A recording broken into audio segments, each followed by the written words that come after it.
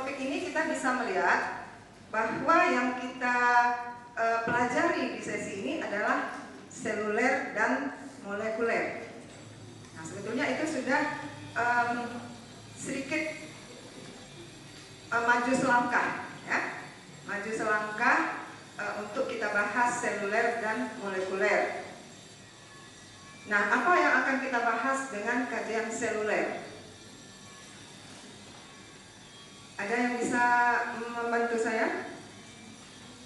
Seluler berarti yang kita kaji di sana adalah struktur sel dari bakteri dan virus di sini, dari selnya sendiri, ya, sampai ke molekulernya nanti.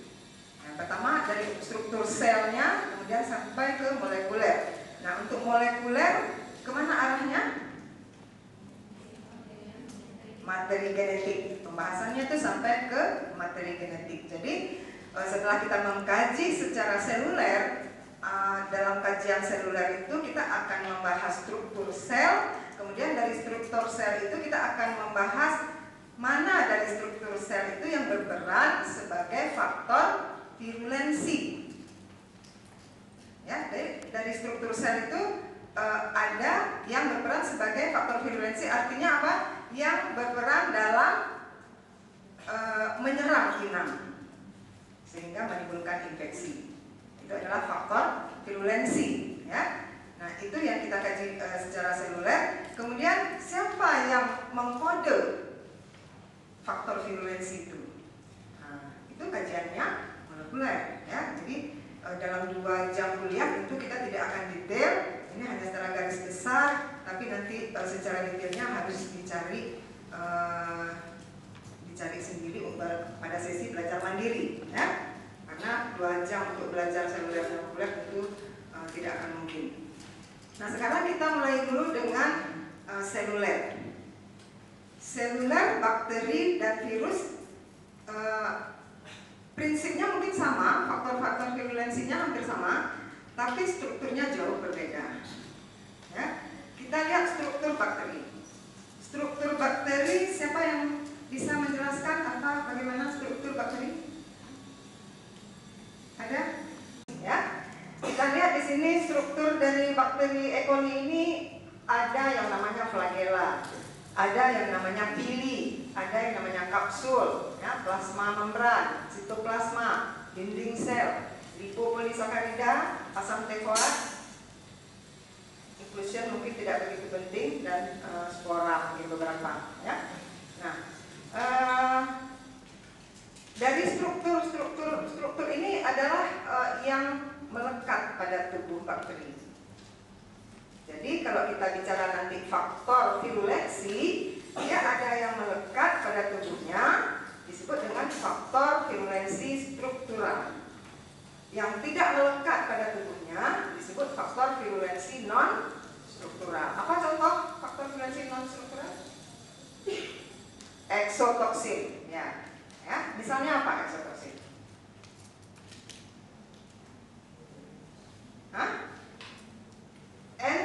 Enzim, ya, protease, hyaluronidase, ya, banyak sekali enzim yang dikeluarkan oleh bakteri ataupun virus yang berperan dalam mekanisme infeksi. Kalau pada virus, contohnya apa? Pada H5N1, contohnya apa?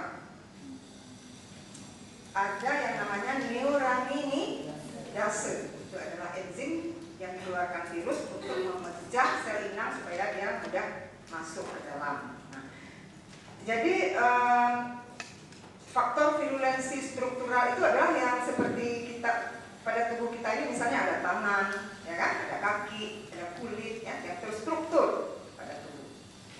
Ya. Sedangkan faktor virulensi yang non struktural tadi yang beberapa enzim, ya, itu eksotoksin misalnya. Nah, endotoksin sendiri itu berperan sebagai faktor virulensi struktural karena endotoksin itu adalah dinding sel dari bakteri gram negatif.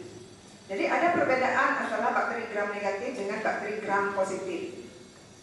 Ya, perbedaannya pada dinding selnya, sehingga ketika kita melakukan pewarnaan gram, yang satu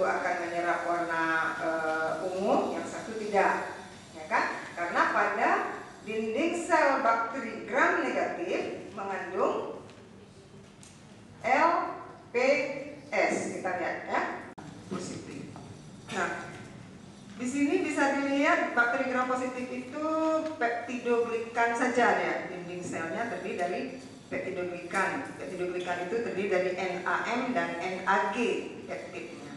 Nah, kemudian ada struktur permukaannya di sana seperti teikoid acid, kemudian ada lipoteikoid acid, ya itu juga faktor virulensi semua, ya. Kemudian peptidoglikan di bawahnya membran sitoplasma itu kurang berperan dalam virulensi, ya. Peptidoglikan gram positif atau bakteri gram positif tidak mengandung LPS, ya, sehingga ketika diberikan warna ungu dia diserap, ya. Setelah diberikan iodium dia tidak akan luntur. Nah, berbeda dengan bakteri gram negatif. Ini kita lihat struktur bakteri gram negatif, ya. Di dinding selnya mengandung lipopolisakarida sehingga peptidoglikannya tipis, ya kan? Peptidoglikannya tipis karena dia mengandung lipopolisakarida. Di sini bisa dilihat yang peptidoglikan yang ini, ya. Kemudian itu yang di luar lipopolisakarida ada O-polisakarida, ada core-polisakarida, sehingga pada uji lidah pun itu kan ada titer O, titer H, ya. Jadi itu dari situ identifikasinya, ya. Walaupun sekarang uji lidah itu sudah ditinggalkan, tidak dipakai lagi, cuma mungkin di negara kita yang masih dipakai, ya, nggak akurat lagi, mungkin sensitivitas dan spesifisitasnya di bawah 60%. Nah, jadi dinding sel bakteri gram negatif punya endotoksin yang namanya lipopolisakarida. Kapan dia menjadi toksin? Tentu saja ketika selnya sudah pecah. Jadi ketika sel bakteri gram negatif mungkin mendapat antibiotik, lalu bakterinya pecah, LPS-nya keluar menjadi racun di dalam tubuh, masuk ke aliran darah, padahal bakterinya sudah mati, ya. Ketika dikultur hasilnya negatif karena memang bakterinya tidak ada.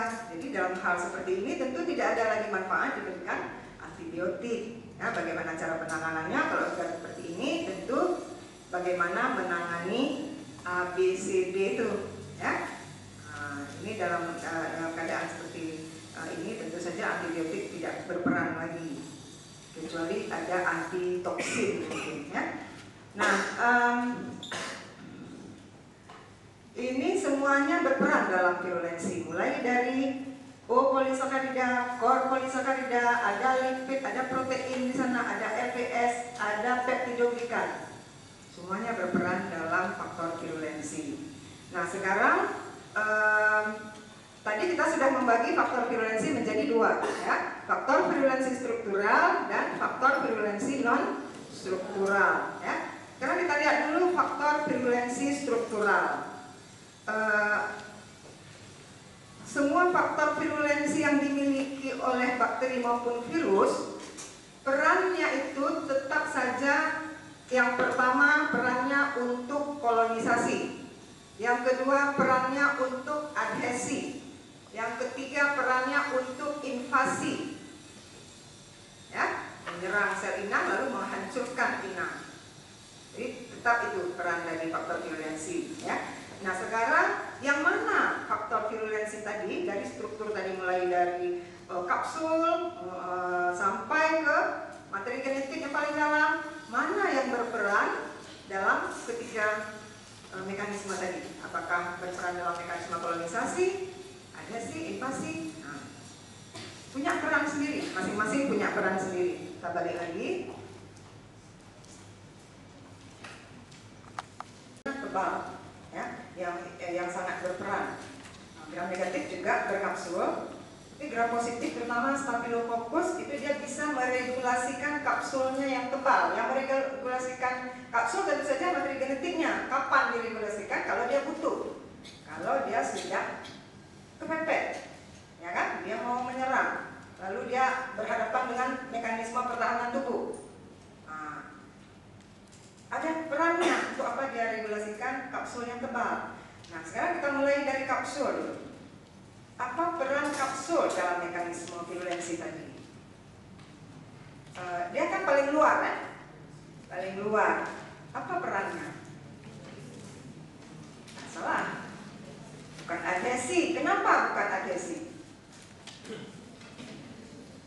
Adhesi itu artinya penempelan ya. Setiap penempelan mesti ada seperti kunci dan gembok ya, ligan dan reseptor. Jadi dia harus punya reseptor. Ligannya ada di sel inang. Reseptor itu mesti ada biasanya protein. Ya kan? Kapsul bukan protein. Kapsul apa? Polisakarida. Kapsul itu polisakarida, dinding sel itu polisakarida, tapi beda. Polisakarida kapsul dengan polisakarida dinding sel beda. Polisakarida kapsul untuk Streptococcus misalnya, itu menentukan dia grup A, grup B, grup C, sampai 20 grup kan. Streptococcus ada 20 grup ya.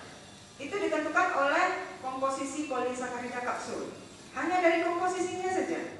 Ya, misalnya ada 4 sakarida, ya, ada glukosa, galaktosa,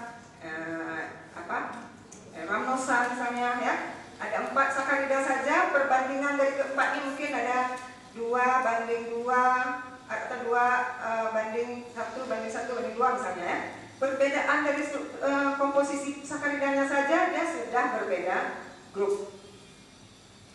Nah, jadi dinding sel tadi itu membedakan dia dari grup. Sedangkan polisakarida kapsul untuk membedakan serotype. Nah, nanti dari grup A saja ada serotype ini, serotype itu ya. Grup B misalnya, grup B itu ada 12 serotype. 1, 2, 3, 4, 5. Satunya dibagi lagi 1A, 1B, 1C. Ya. 3 dibagi lagi 3A, 3B, kemudian 4, 5, 6 sampai 8, sehingga jumlah serotype dari Streptococcus grup B ada 12 serotype. Dari mana kita ketahui dia berbeda serotype? Dari apa tadi? Polisakarida kapsul. Nah, dari polisakarida kapsul. Kalau kita lihat komposisi ataupun kita lihat strukturnya, sama saja polisakarida antara tipe A atau antara grup A dengan grup B sama-sama, polisakaridanya sama. Kemudian kita lihat lagi grup B antara tipe 1 dengan tipe 2 sama. Ya, dari segi biokimia sama, semua sama. Lalu dari mana kita bisa membedakan dia beda tipe atau beda grup? Ya, PCR bisa, tapi mungkin itu udah maju lebih ke depan. Yang namanya serotype, serologi. Serotype, ya kan dia berbeda serotype. Artinya apa? Tipenya kita bedakan berdasarkan uji serologi, ya. Artinya apa? Ya, antibodi yang dihasilkan terhadap tipe 1 tidak akan mengikat antigen tipe 2. Artinya tadi kunci dan gemboknya itu, ya, nggak cocok. Nah, jadi kita ketahuan itu beda tipe dari serologi. Kita ambil antibodi grup A, lalu kita ambil antigen grup B, kita reaksikan pada aglutinasi atau presipitasi, ya, atau pada ELISA, tidak bereaksi, artinya dia tidak cocok, berarti dia berbeda grup. Nah, tipe begitu juga, ya, tipe begitu juga. Begitu kita reaksikan tidak cocok, berarti dia beda grup, beda tipe. Nah, tapi untuk membedakan tipe kita harus uji antigennya itu antigen kapsul. Kapsulnya kita murnikan dulu. Nah, kalau ada yang mau riset tentang serotype, ya, kebetulan disertasi saya untuk membedakan tipe dari Streptococcus grup B. Jadi kapsulnya itu kita ekstrak. Ada metodenya bagaimana mengekstrak kapsul. Ya, dia kita putar dulu di ada alatnya, ya, kemudian dia hancur, lalu kita purifikasi pada kromatografi. Kapsul yang sudah murni tadi kita reaksikan dengan antibodi anti kapsul, ada dijual. Kita bisa buat sendiri, ya, bisa buat sendiri juga. Kita suntikan ke bencit menghasilkan antibodi spesifik tentu saja.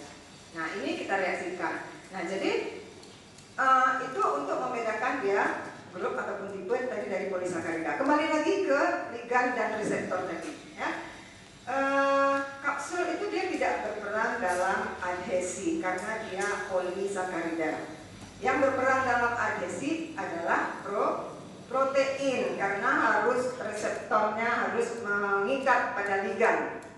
Ya, ligannya ada di tubuh inang, reseptornya ada di tubuh bakteri ataupun virus. Ya. Jadi biasanya adalah protein. Yang mana di sini yang berperan sebagai faktor virulensi, yang berperan dalam proses adhesi?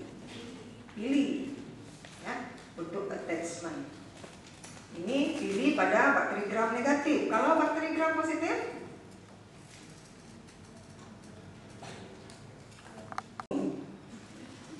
MRSA. Ya, siapa lagi? Yang Staphylococcus. Itu pada permukaan Staphylococcus ada yang namanya protein A. Protein A. Ya. Jadi protein A itu seperti pili juga, dia menonjol ke permukaan. Ya. Kalau kita lihat gambar tadi, teichoic acid tadi ya. Teichoic acid itu bisa surface protein ya, protein permukaan.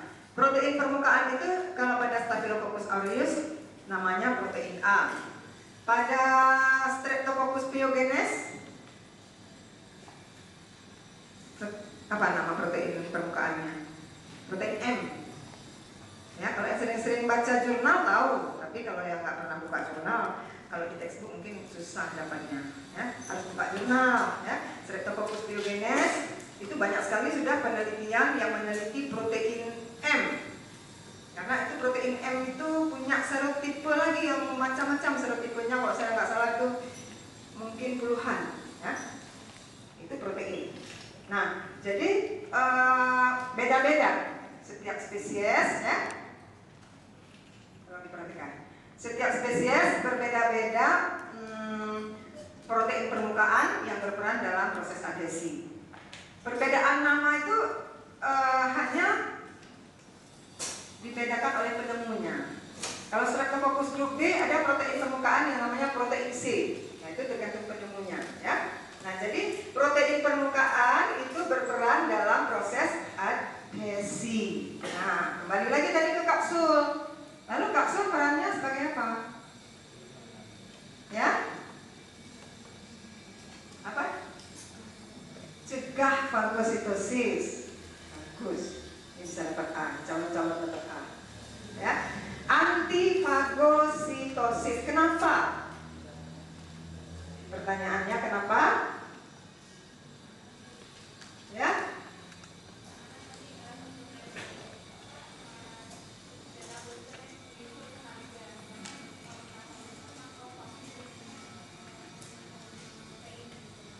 Ya, jadi fagositosis itu juga dia harus mengenal. Pengenalan fagositosis itu adalah terhadap protein permukaan. Protein M tadi, protein A, protein C. Jadi proses fagositosis itu mengenal protein permukaan. Nah, sekarang ada kapsul. Ya. Protein permukaannya menonjol kan? Menonjol ke depan ya. Kalau kapsulnya, si bakteri juga pinter. Ya. Dia tahu ini ada fagosit yang akan memakan. Maka kita perlu mempertebal kapsul untuk menutupi protein permukaan. Lalu di sini peran materi genetik. Ya, di kode ya ada sinyal yang diberikan. Ya, ada saya sering cari tugas sama PDS mengenai quorum sensing. Ya. Mungkin kalian nanti silakan mencari tentang quorum sensing. Jadi quorum sensing itu bagaimana sinyal dikeluarkan oleh mikroba untuk mencapai suatu kuota, lalu dia menyerang inang. Nah, ini ilmu yang sangat menarik sebenarnya. Ya. Jadi istilah kasarnya itu, istilah hari-harinya bisik-bisik bakteri. Sinyal, ya, sinyal yang dikeluarkan seperti kalian SMS teman. Sinyal kan? Sinyalnya nggak kelihatan ya. Nah, maka saya kasih contoh. Kalau Azmi misalnya mau demo turunkan SPP, misalnya, ya, yang ada teman dekatnya cuma 5 orang. Bagaimana dia mendatangkan satu angkatan 250 orang? Biar cepat BBM. Misalnya ya, SMS, ya, SMS itu sinyal kan, sinyal sehingga temannya semua mendekat, datang semua, lalu menyerang. Nah, itu contoh yang paling enak dipahami ya. Itu namanya quorum sensing. Dia memberi sinyal kepada teman-temannya untuk berkolonisasi. Namanya berkolonisasi ya. Nah, dalam hal bakteri dia dalam berkolonisasi juga bukan hanya mengumpulkan, tapi yang satu membelah menjadi 4, 4 menjadi 8, 8 menjadi seterusnya ya. Nah, dia berkolonisasi dalam hal ini. Jadi quorum sensing itu berperan untuk memberi sinyal. Nah, tadi kembali lagi ya dalam proses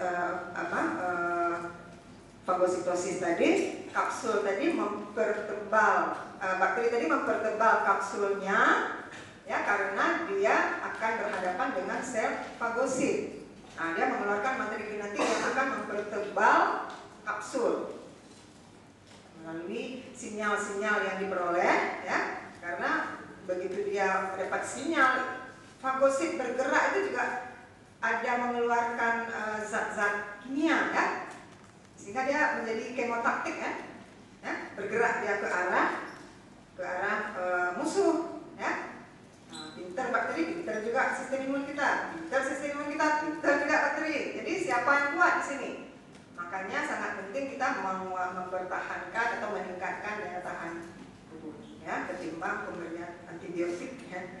Lebih bagus bagaimana caranya kita meningkatkan daya tahan tubuh, kemudian cairan tubuh bagaimana gizinya yang harus dijaga ya. Jadi ini ada perlawanan antara sistem imun dengan antigen yang masuk. Siapa yang kuat? Jadi si antigen dia juga tahu apa yang akan dia hadapi sehingga dia meregulasikan berbagai faktor virulensinya. Nah, tadi begitu dia kapsulnya dia pertebal, nggak nampak lagi protein permukaannya. Namanya masking effect. Ya, efek masker, ya, menutupi diri sehingga dia tertutup, tidak dikenal. Ketika dia tidak dikenal, maka dengan leluasa dia bisa masuk ke dalam, maka kapsul itu berperan dalam proses fagositosis dan invasi.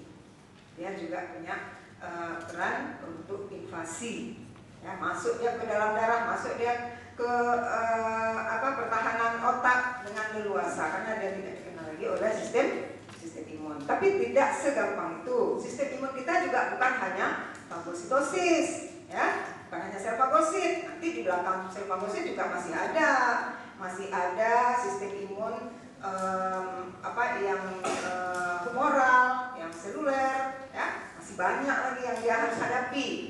Nah, tapi juga nanti juga masih banyak juga dari faktor virulensi mikroba yang dia keluarkan. Nah, itu kapsul. Kemudian kita lihat lagi tadi dinding sel, ya. Kalau dinding sel mungkin endotoksin yang paling berperan di sini, LPS.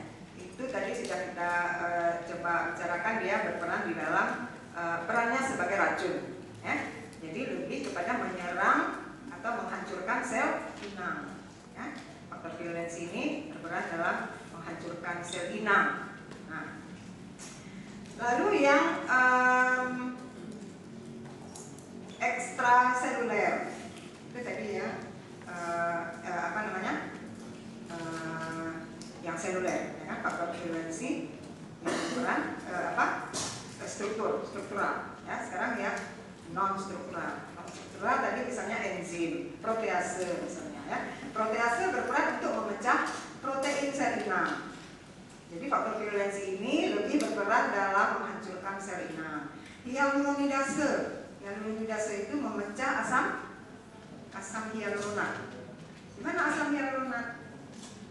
Ada di sel kita, ya. Nah, ini membuat bakteri itu gampang dia memasuki tubuh kita. Nah, jadi kita kembali lagi ke awal.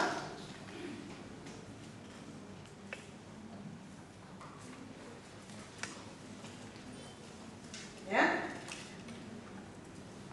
Setelah saya memberi penjelasan tadi, mungkin sekarang sudah bisa ditangkap apa sih yang dimaksud dengan virulensi, ya. Virulensi itu patogenitas atau infeksi. Sedangkan produk mikroba atau patogen yang memberi kontribusi dalam mekanisme virulensi atau patogenesis disebut faktor virulensi. Yang penting pemahaman tadi, jangan dihafal ya, jangan dihafal, tapi yang penting pemahaman tadi apa yang maksud dengan faktor virulensi, apa yang maksud dengan patogenitas ya. Kemudian ketika mikroba mampu menyebabkan penyakit, itu baru disebut infeksi. Jadi kalaupun dia ada kapsul, ada protein permukaan, ya, semua dia punya, tapi tidak menyebabkan infeksi, ya, itu apa? Kita belum bisa mengatakan dia patogen, karena di tubuh kita sangat banyak flora normal. Ya, flora normal kita bisa lihat yang di bawah ini. Sebaliknya mikroba yang hidup menetap atau residen, ya, istilah PPDS itu residen ya. Di sini residen istilah untuk mikroba flora normal, ya, menyebabkan penyakit residen mikroflora namanya. Sering menunjukkan kolonisasi, bukan infeksi. Jadi kalau kalian baca jurnal ada istilah kolonisasi, itu adalah flora normal, bukan infeksi. Tapi kolonisasi dari mikroba bisa menjadi infeksi ketika daya tahan tubuh kita melemah. Ini yang paling sering. Candida misalnya ya, penyebab flor algus pada wanita yang mungkin kelelahan, capek atau kurang makan, kurang gizi atau stres, ya, sehingga glikogennya lingkungan dari vaginanya berubah ya, glikogen di situ ada yang berubah. Si jamur tadi Candida albicans merasa ada perubahan lingkungan nih. Ya, dan lingkungan kemudian dia menjadi juga meregulasikan faktor virulensi yang tadinya dia flora normal menjadi patogen.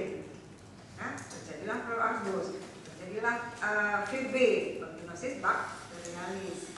Ya, VB itu ketika bercampurnya berbagai macam mikroba patogen menyebabkan vaginosis bacterialis. Ya. Tubuh harus sesuai dengan lesi, kemudian mikroorganisme harus dapat ditanam dalam biakan murni in vitro. Bila biakan itu diinokulasi ke dalam spesies hewan yang rentan, harus muncul penyakit yang sama. Ini kan dah dulu ya. Mikroorganisme dapat diokulasi lagi dari lesi penyakit yang ditimbulkan. Ini sudah ditinggalkan. Ya, halo? Ini sudah ditinggalkan postulat ini. Kenapa? Karena ternyata ada penyakit infeksi begitu kita inokulasi tidak tumbuh. Banyak mikroba yang ternyata tidak bisa tumbuh secara in vitro. Ada ya, ada beberapa bakteri ditumbuhkan secara in vitro langsung tumbuh dia. Mikrobakterium lepra, ya, kemudian ada beberapa gram batang gram positif ya, yang tidak bisa tumbuh di medium buatan. Nah, jadi postulat ini sudah tidak berlaku, ya kan? Padahal mikrobanya ada. Kalau mikrobanya ada, mesti ada DNA-nya, ya kan? Pasti ada DNA-nya. Kalau ada DNA-nya, berarti kita bisa identifikasi melalui PCR atau molekuler. Nah, ya? Jadi sekarang sudah dikeluarkan bukan lagi postulat Koch, tetapi postulat molekular Koch. Ya? Jadi bukan lagi bakterinya harus ditemukan, tapi DNA-nya yang penting harus ditemukan. Bakterinya boleh saja tidak tumbuh, tapi DNA-nya bisa kita identifikasi dengan PCR. Ya, jadi sekarang versi molekuler postulat Koch ini ya, sudah merubah paradigma, tapi tidak boleh ditinggalkan karena jasa Robert Koch ini yang sangat besar ya dalam mikrobiologi. Tidak boleh juga dilupakan postulat Koch. Untuk versi molekular, gen virulen atau produknya ya, harus dapat ditemukan dalam strain bakteri yang menyebabkan penyakit dan tidak untuk bakteri yang avirulen. Jadi kalau kita petakan gennya, ada satu potong gen virulen yang mengkode faktor virulensi. Misalnya protein M tadi ya, ada sepotong gen yang mengkode hanya untuk protein M. Begitu kode tadi dibuang, ternyata dia tidak virulen lagi. Dia tidak mampu lagi menyebabkan infeksi. Nah, itu dia. Ya. Jadi ada gen virulen yang dapat ditemukan dalam strain bakteri, ya, yang menyebabkan penyakit. Kemudian membuang gen virulen tadi dalam strain harus dapat mengurangi virulensinya. Ya, kalian kan pernah lihat peta gen, ya, apa mungkin yang bulat, ya, bulat, kalian bisa lihat di situ. Coba lihat aja satu aja Staphylococcus aureus saja, coba kalian lihat peta gennya. Itu pasti ada sepotong gen MAC-E, gen ini. Gen MAC-E itu pengkode apa? Apa Azmi? Pada Staphylococcus aureus ada gen MAC-E. Gen MAC-E itu pengkode resistensi terhadap metisilin. Maka setiap MRSA punya gen MAC-E. Ketika gen MAC-E ini kita potong, kita buang, lalu kita sambung lagi, dia tidak lagi resisten terhadap metisilin. Nah, ya, jadi ketika kita buang gen virulen itu, maka virulensinya juga berkurang. Ya. Kemudian harus dapat didemonstrasikan bahwa gen tersebut diekspresikan oleh bakteri pada hewan model. Ya, ketika kita temukan gen MAC-E, lalu kita buat antibodi anti gen MAC-E. Begitu kita berikan antibodi ini, seharusnya hewan coba itu sembuh, ya. Harusnya hewan cobanya sembuh. Artinya dia protektif, melindungi. Antibodi anti gen MAC-E tadi harusnya dia bisa melindungi si bakteri tadi, si inang, ya. Nah, pili tadi sudah kita bicarakan bahwa pili itu merupakan protein permukaan, berperan dalam mekanisme adhesi pada permukaan sel inang. Ini telah dipahami dengan baik, ya, telah diteliti, masih sedikit diteliti, mungkin di antara kalian nanti ada yang mau berdalam, ya, tentang protein F. Kalau protein F itu sudah banyak sekali diteliti. Protein F ini memegang peran dalam pelekatan juga, sama. Kemudian dia merupakan protein permukaan memperantarai perlekatan pada fibronektin atau protein yang dijumpai pada sel host. Kan kita punya fibronektin, ya. Jadi dia melekatnya di sana. Itu menarik sekali. Kalau kita mempelajari, kalian nanti boleh copy, tapi mungkin pemahamannya sulit sekali. Saya punya buku seluler mikroba, bagaimana perlekatan antara reseptor tadi dengan fibronektin yang ada di dalam tubuh kita, ya. Bagaimana struktur fibronektin itu sendiri terdiri dari apa, lalu di bagian mana dari mikroba itu, dari faktor virulensinya itu, dari protein permukaannya, di mananya dia melekat, ya. Menarik sekali, ada buku tentang seluler dari mikroba, ya. Saya harap ada yang mau minjem. Minjem aja dulu. Soal baca, soal kedua, ya. Diteliti, ya, protein M itu faktor virulensi memperantarai proses adhesi, menolong S-diogenes untuk mengelak ingesti juga, ya. Ternyata dia juga bisa mengelak fagositosis, ya. Sekali dihasilkan SIGA atau surface immunoglobulin A. Nah, itu dihasilkan di permukaan, di mukosa, ya. Untuk apa? Untuk mempertahankan inang. Ketika ada bakteri ataupun mikroba yang menempel pada mukosa kita, diikat oleh SIGA, ya. Nanti sama-sama dengan fagosit mungkin yang ada di situ, tapi SIGA ini adalah pertahanan di depan. Pertahanan yang paling depan juga ini SIGA. Ya, beda dengan immunoglobulin G, immunoglobulin M, ya. Immunoglobulin A ini ada pada permukaan, ya. Pintar kan tubuh kita, pertahanannya ada SIGA. Pintar juga bakteri. Dia tahu ini ada SIGA, lalu dia hasilkan protease anti SIGA. Ya, jadi dihasilkanlah SIGA protease namanya. Ya. Bakteri yang berkolonisasi pada permukaan mukosa sel inang berusaha untuk menghindar terperangkap dalam lapisan musin. Di situ banyak SIGA. Perlekatan bakteri dalam musin disebabkan oleh C, tapi pada MAG, ya, diikat bakterinya, dan interaksi dengan musin melalui FC. Strategi bakteri untuk menghindar proses tersebut adalah dengan menghasilkan yang mana ikatan disulfida. Ada yang masih ingat blok 5? Sistem imun. Antibody bentuknya seperti apa secara umum? Huruf Y, kan? Yang mana S ini ya? Yang mana ikatan disulfida? Antara V-nya dengan tiangnya itu disambung oleh ikatan disulfida. Ya. Jadi kalau saya gambar, nah di sini ini disambung oleh ikatan disulfida. Ini adalah F AB, antigen binding, kan di sini tempat nempel antigen. Ya, antigen binding. Ini adalah FC, maka dia dibagi dua, ya. Dibagi dua, ini FAB, ini FC, ya. Apa namanya?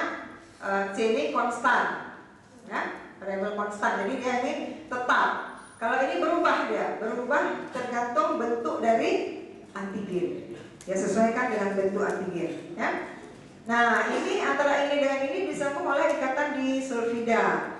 Maka kalau kita melakukan penelitian, kita ingin memotong kedua fraksi ini, ya, fraksi FC dan fraksi FAB, kita berikan apa yang bisa memecahkan protein?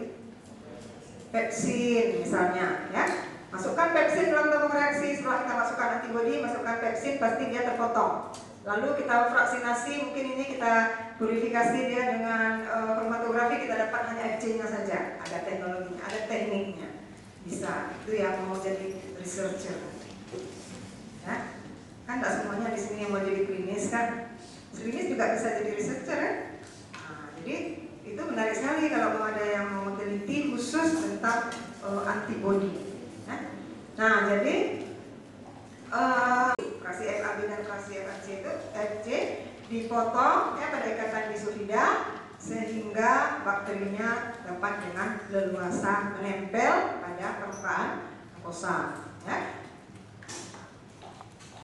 C3 dan menghindar proses fagositosis, ya, karena kapsul tadi menutupi permukaan sehingga komplemen C3 tidak mampu menempel di permukaan bakteri.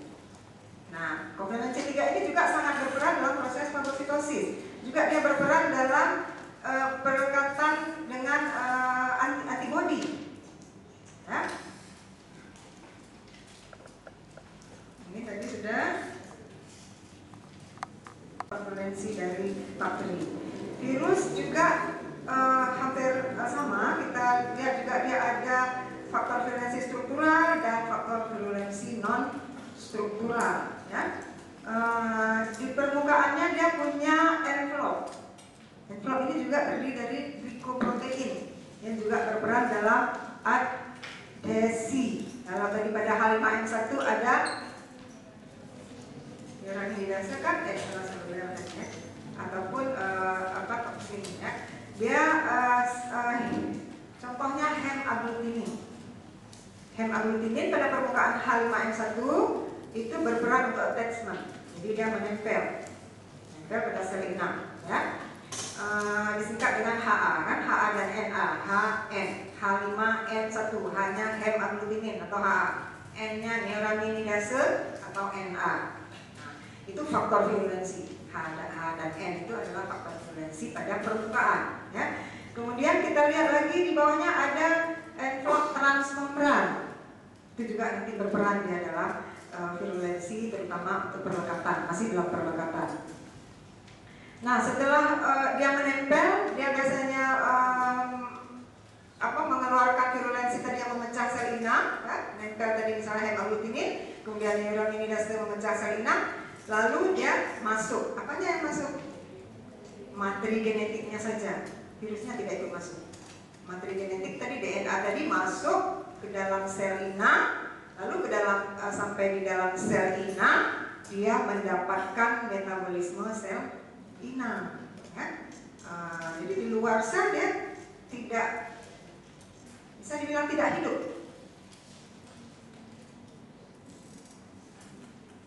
Hidup atau tidak hidup? Hidup bukan, tidak hidup juga bukan.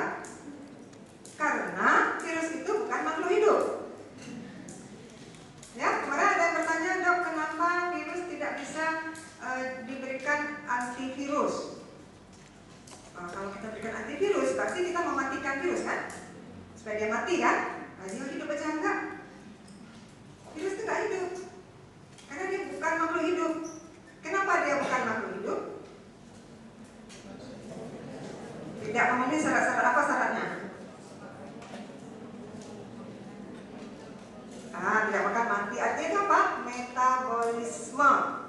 Ya kan? Dia tidak mampu melakukan metabolisme sel sehingga dia disebut aseluler. Sel aja bukan, kok makhluk hidup.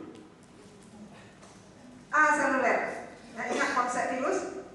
Biasa saya di blok 5, konsep virus ada 5. Yang pertama dia aseluler. Jadi dia bukan sel. Karena dia tidak punya organel sel. Sehingga dia tidak mampu melakukan metabolisme sel. Ya, maka dia disebut aseluler. Jadi dia tidak hidup. Lalu bagaimana kita mematikan? Ya. Nah, dia hanya mampu melakukan replikasi DNA-nya atau RNA-nya di dalam sel inang ketika dia sudah mendapatkan metabolisme. Ya. Ketika dia sudah kan untuk melakukan replikasi itu sebetulnya kan hanya perbedaan suhu saja bisa kan? Kita masukkan DNA ke dalam PCR. Dalam PCR itu kan perbedaan suhu. Ya, perbedaan suhu dari 90, 70, 50. Perbedaan suhu itulah yang menyebabkan dia melakukan replikasi, ya kan? Pertama dia denaturasi, suhu tinggi ya, suhu tinggi dia denaturasi. Protein kan kalau kita panaskan denaturasi, ya, denaturasi, kemudian elongasi, kan? Annealing dulu ya, dan elongasi. Nah, itu dalam mesin PCR. Hanya perbedaan suhu. Jadi di dalam tubuh kita juga materi genetik dari mikroba tadi mendapatkan metabolisme sehingga terjadi perbedaan suhu di sana dan dia melakukan denaturasi juga, kemudian akhirnya dia melakukan replikasi ya karena metabolisme tadi dia mampu melakukan replikasi dan kode genetik tadi dia sintesis kembali. Misalnya kode envelopnya disintesis lagi envelopnya sehingga terbentuklah virus-virus baru, ya kan? Terbentuklah virus-virus baru, tapi tetap namanya dia aseluler. Jadi tetap dia bukan makhluk hidup. Ya, makhluk apa kan ya? Yang jelas dia makhluk halus. Iya, makhluk halus dia. Mungkin juga itu yang disebut dengan jin. Nggak tahu ya. Dia makhluk halus yang tidak bisa hidup, tapi dia bisa membunuh, bisa menimbulkan wabah, bisa menimbulkan pandemi, bisa melenyapkan manusia di muka bumi. Ya? Nah, jadi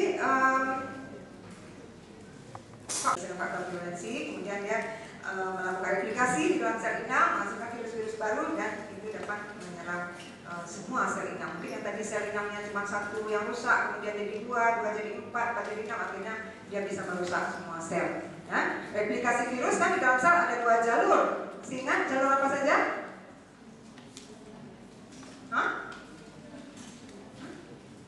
Litik dan lisogenik. Jalur litik dia masuk ke dalam sitoplasma, lalu memperbanyak diri di dalam sitoplasma. Ya, lalu selnya pecah, masuk lagi dia ke sel lain pecah, masuk lagi dalam sel lain. Itu litik. Jalur lisogenik, DNA-nya masuk ke dalam DNA inang. Kalau dia sudah masuk ke dalam DNA inang, berarti kode DNA inang kan berubah. Ya, yang tadi dia akan mengkode satu sel yang normal, dia kodelah sel yang tidak normal, terjadilah tumor, kanker, ya. Nah, jadi itu jalur lisogenik. Nah, itu sudah sampai ke molekuler kita bicara, ya. Itu faktor virulensi dari virus. Kalau ada yang ingin bertanya, saya persilahkan. Mungkin masih ada waktu sekitar 2 menit. Cukup? Enggak? 5 menit? Cukup? 10 menit boleh? Ayo silakan. Siapa yang mau bertanya? Penting tidaknya vaksin bagi tubuh kita, baik itu untuk penyakit yang memang endemik atau yang tidak, gitu dok. Dan melihat bagaimana setiap hari dalam virus atau bakteri menjadi lebih pintar, apa kita nggak useless gitu menciptakan segala macam tindakan preventif seperti vaksin dan apapun itu gitu. Itu gimana dok? Karena kan kayaknya makin hari kok makin banyak yang resisten gitu. Itu seperti apa sebenarnya? Ada sesi kuliah saya yang ketiga itu preparasi vaksin. Bagaimana kalau kita tunda? Nggak percaya? Kan nanti nggak ada paham lagi. Ya, vaksin nanti ada sesi sendiri untuk bicara vaksin. Masih ada? Masalah kan ada beberapa penyakit yang bersifat carrier. Nah, kenapa ada beberapa yang bersifat carrier? Kenapa yang bisa sembuh? Emang apa yang berperan dari struktur mikroba itu? Kenapa ada yang carrier, ada yang sembuh? Kenapa begitu? Berarti dia carrier nggak bermanifest, tapi yang membawa sumber penularan. Apa yang menyebabkan itu? Tadi saya sampaikan bahwa beberapa bakteri itu flora normal, ya, flora normal mungkin yang tidak menimbulkan penyakit. Nah, tapi ada juga beberapa mungkin dia patogen, tapi pada sebagian orang dia tidak manifest, ya, tidak menimbulkan manifestasi klinis. Ini erat sekali kaitannya. Yang pertama tadi sistem imun, ya, sistem imun. Yang kedua, struktur dari sel kita. Maka kita kan ada berbagai macam ras, ya, ada ras hitam, ras putih, itu beda. Struktur selnya pada ligannya, reseptornya, ya. Kenapa misalnya pada orang hitam sering terjadi infeksi A, tapi pada orang putih sering terjadi infeksi B. Itu ada penyakit-penyakit tertentu yang memang dipengaruhi oleh faktor genetik. Kenapa faktor genetik? Tadi berkaitan dengan reseptor pada permukaan. Nah, apa kaitannya? Kaitannya kalau ada reseptor di permukaan inang dan ada ligan pada permukaan bakteri, maka dia cocok, nempel dia. Nah, kalau tidak ada reseptornya di tubuh kita, bakteri mau nempel pun tidak bisa, sehingga dia tidak memanifest. Sehingga pada ras-ras tertentu ada yang tahan terhadap beberapa penyakit misalnya. Ya, itu yang erat kaitannya dengan faktor genetik, ya. Tapi selain itu juga berperan faktor imun tadi. Faktor imun mungkin ketika daya tahan tubuh kita kuat. Kalau di kelas ini ada 120 mahasiswa, mungkin kalau kita periksa gen Mycobacterium tuberculosis, setengahnya ada mungkin, jangan-jangan, ya, tapi tidak bermanifest, ya. Karena sebetulnya bakteri itu banyak sekali di udara, ya. Macam-macam dia ada nih.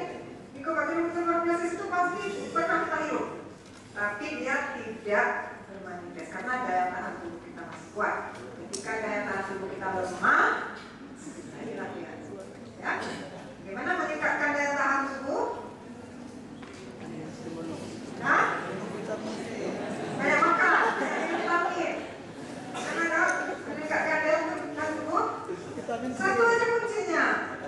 Olahraga, satu aja kuncinya. Apa? Hah? Apa? Tidur. Hah? Berpikiran positif. Ya. Positif tinggi. Itu kunci meningkatkan daya tahan tubuh. Berpikiran positif, kemudian bekerja tidak berhenti, belajar tidak berhenti, adrenalin terpacu, ya, sistem imun juga ikut terpacu, makan juga masih jadi banyak, naik turun tangga, olahraga secara tidak langsung, ya kan? Nah, yang penting berpikiran positif. Kerjakan apa yang bisa kita kerjakan sekarang juga. Ya, ada lagi? Mau